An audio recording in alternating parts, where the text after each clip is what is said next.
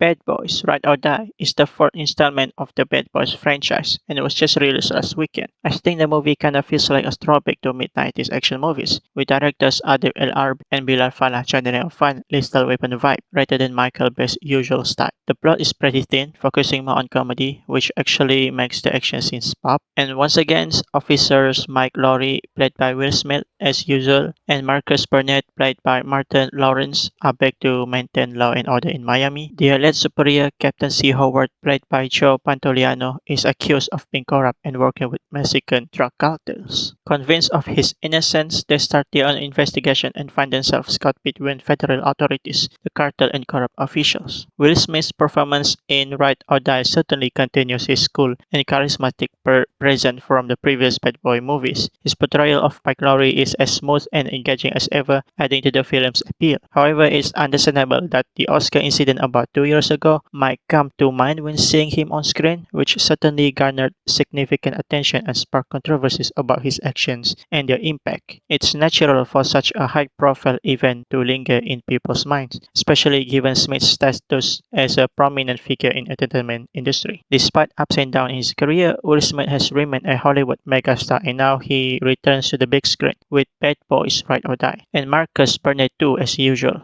The first 10 minutes, Burnett's character has a heart attack but later recovers surprisingly well. This kind of twist is used throughout the film, mostly for humor and product placement with mixed results. The script is a weak point of Ride or Die. The plot is similar to the previous three films but tries to tie everything together, resulting in a movie that feels uneven. There are huge logical gaps, like the protagonist having free rein in their investigations, despite being suspects in their captain's supposed corruption. The film borrows an idea from the Fast and Furious series by turning a former antagonist into an ally, relying on a flimsy family bond. If you can overlook the script's weaknesses, the second half delivers the expected action. Directors Adil El Arbi and Bilal Fallah focus heavily on staging the action. The movie even surprises with some innovative ideas, though the action can sometimes seem too ambitious. Scenes with first-person perspective look more comical than cool, and it's clear that Smith and Lawrence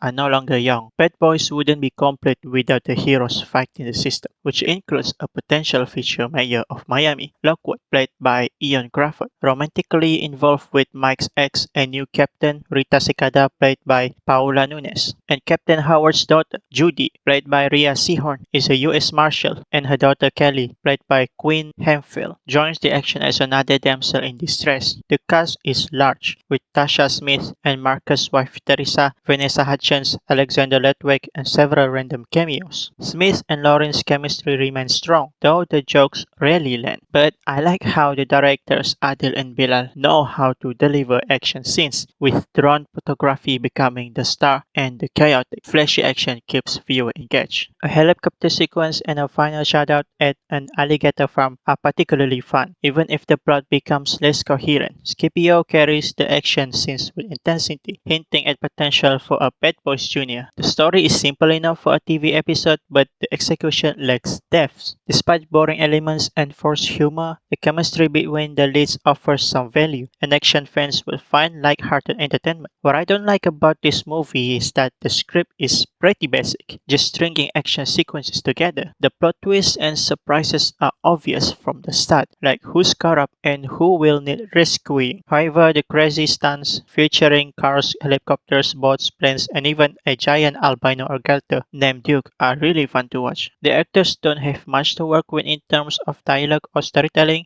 Smith adds some depth as a newly married man suddenly gripped by panic when things go south. Although the resolution is predictable, Lawrence is mostly there for comic relief, while the large supporting cast plays their own one-dimensional roles with a bit of passion, urgency, and the usual mix of sadism or lustiness as expected. The real fun here is in the expertly staged chases and fights, which are energetic and enjoyable over the top. These scenes add much needed intensity that the narrative lacks. There are also some funny moments, even if the plot is entirely predictable, and while the wild stunts might not get your adrenaline pumping, the loud sound might just put you to sleep.